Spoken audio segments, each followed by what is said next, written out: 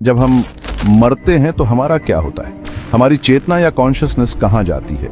ये सवाल हैं जो सदियों से इंसान को परेशान करते रहे हैं। एक बात जो बहुत इंटरेस्टिंग है वो ये है कि क्या हमारी आत्मा, जो हमारी असलियत है, उसका कोई वजन होता है? क्या हम अगर सोचें तो क्या मौत के वक्त आत्मा के जाने को माप या तौल सकते हैं? 20वीं सदी की शुरुआत में डंकन मैकडॉगल नाम के एक डॉक्टर ने इसी सवाल का जवाब ढूंढने की कोशिश की। उत्सुकता और यह विश्वास कि आत्मा का कोई फिजिकल एग्जिस्टेंस या अस्तित्व होता है, इस चक्कर में उन्होंने एक डेयरिंग एक्सपेरिमेंट करने की सोची। 1907 में हेवरहिल, मैसाचुसेट्स के एक छोटे से अस्पताल में डॉन मैकडॉगल ने इंसानी आत्मा का वजन करने की ठान ली। मैकडॉगल ने बहुत केयरफुली अपना एक्सपेरिमेंट डिजाइन किया। उन्होंने हर छोटी से छोटी चीज का ध्यान रखा। उनका मकसद था एक ऐसे राज को समझना जो इंसानियत को हमेशा से हैरान करता आया है, जिसमें उन्होंने ऐसे पेशेंट्स को चुना जो अपनी जिंदगी के आखिरी सांसों में थे। ये पेशेंट्स टर्मिनली इल थे और उनका वक्त करीब था। मैकडॉगल ने इन पेशेंट्स को केयरफुली मॉनिटर किया, उनके हर एक पल को रिकॉर्ड किया। एक सेंसिटिव इंडस्ट्रियल स्केल का यूज करके उन्होंने केयरफुली 6 लोगों के वजन को मॉनिटर किया जब वो मरने की कगार पर थे। यह स्केल इतना सेंसिटिव था कि एक छोटी सी हवा का झोंका भी वजन को बदल सकता था। मैकडॉगल ने इंश्योर किया कि हर चीज बिल्कुल सही तरीके से हो। उनका कहना था कि आत्मा शरीर छोड़ते वक्त वजन में कमी के रूप में दिखाई देगी। उन्होंने हर एक ऑब्जर्वेशन को नोट किया, हर एक वजन में होने वाले छोटी से छोटी बदलाव को रिकॉर्ड किया।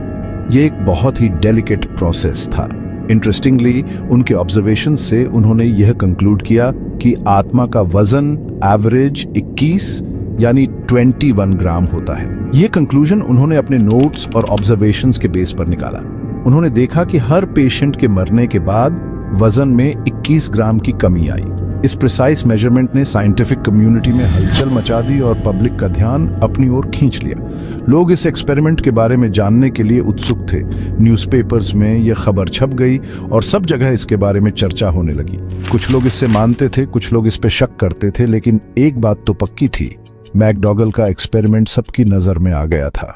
मैकडॉगल का यह प्रयास एक अनोखी खोज की दिशा में एक महत्वपूर्ण कदम था। शुरुआती फैसिनेशन के बावजूद मैकडॉगल के एक्सपेरिमेंट को साइंटिफिक कम्युनिटी से बहुत क्रिटिसिज्म का सामना करना पड़ा। बहुत से लोगों का कहना था कि उनका सैंपल साइज बहुत छोटा था कोई मीनिंगफुल कंक्लूजन निकालने के लिए। दूसरों ने उनकी मेथोडोलॉजी में फ्लॉज पॉइंट आउट किए, जैसे कि उनके मेजरमेंट्स की एक्यूरेसी और ऐसे एक्सटर्नल फैक्टर्स जो रिजल्ट्स को प्रभावित कर सकते हैं। एक ये सवाल भी कई सालों से लोगों के दिमाग में घूम रहा है कि क्या जानवरों के पास भी आत्मा होती है या नहीं। अपने फाइंडिंग्स को सपोर्ट करने के लिए मैकडॉगल ने 15 कुत्तों पर अपना एक्सपेरिमेंट रिपीट किया। उन्होंने यह देखने की कोशिश की कि क्या कुत्तों की मौत के बाद उनका वेट कम होता है, जैसे उन्होंने ह्यूमंस के साथ देखा था। यह एक्सपेरिमेंट काफी चैलेंजिंग था क्योंकि जानवरों के साथ काम करना और उन्हें कंट्रोल करना मुश्किल होता है। सरप्राइजिंगली, उन्हें कुत्तों की मौत पर कोई वेट लॉस नहीं मिला, जिससे उन्होंने यह सुझाया कि सिर्फ ह्यूमंस के पास ही आत्मा होती है।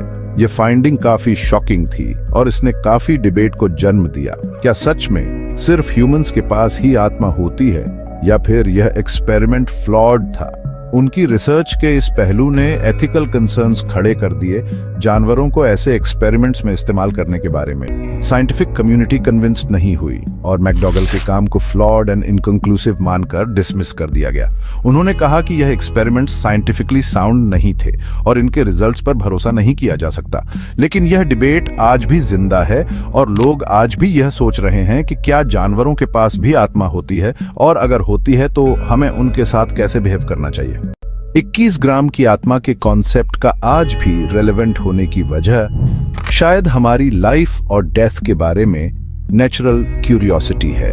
एक्सपेरिमेंट अपनी फ्लॉज यानी कमियों के बावजूद एक वास्तविक, भले ही कंट्रोवर्शियल आंसर देता है इस सवाल का कि हमारे मरने के बाद क्या होता है। मैकडॉगल का एक्सपेरिमेंट साइंटिस्ट के हिसाब से फेल हो गया, लेकिन इसने कॉन्शियसनेस की नेचर पर एक डिस्कशन छेड़ दी जो आज तक जारी। यह एक रिमाइंडर है कि लाइफ के कुछ सबसे बड़े सवालों के शायद डेफिनेटिव आंसर्स नहीं होते, जैसे कि हम कौन हैं, हमारा उद्देश्य क्या है, क्या हमारे जीवन के बाद कुछ है।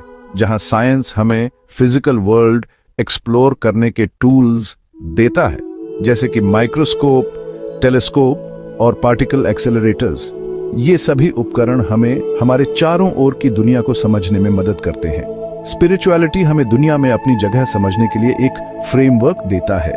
ये हमें यह सोचने पर प्रेरित करता है कि हम इस ब्रह्मांड में अकेले नहीं हैं और शायद हमारे अस्तित्व का एक गहरा अर्थ है। अगर आपको ये वीडियो पसंद आया हो तो कृपया सब्सक्राइब करें और बेल आइकॉन दबाएं ताकि आप हमारी नई वीडियोस मिस न करें। धन्यवाद।